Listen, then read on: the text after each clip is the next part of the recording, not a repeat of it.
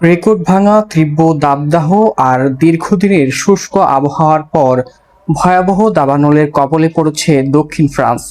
দেশটির একাধিক অঞ্চলে ছড়িয়ে পড়া আগুন নিয়ন্ত্রণে আনতে রীতিমতো যুদ্ধ করতে হচ্ছে শত শত দমকল কর্মীকে। স্থানীয় কর্তৃপক্ষের মতে সবচেয়ে মারাত্মক পরিস্থিতি তৈরি হয়েছে ওদ এবং এরো অঞ্চলে। সেখানে প্রায় 900 হেক্টরেরও বেশি এলাকা জুড়ে আগুন ছড়িয়ে পড়েছে। পরিস্থিতি নিয়ন্ত্রণে আনতে 800 জন দমকল কর্মী ও 150টি বিশেষ যান মোতায়েন করা হয়েছে।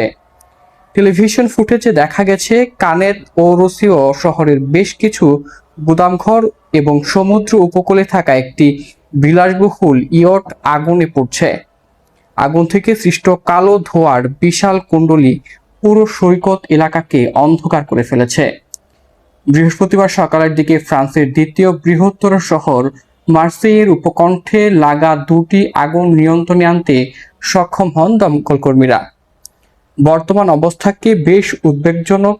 এবারের দাবানলের তীব্রতা ও স্বাভাবিক সময়ের আগেই এর প্রাদুর্ভাবের কারণে কর্তৃপক্ষ ও দমকল কর্মীদের চরম ধৈর্যের পরীক্ষা দিতে হচ্ছে।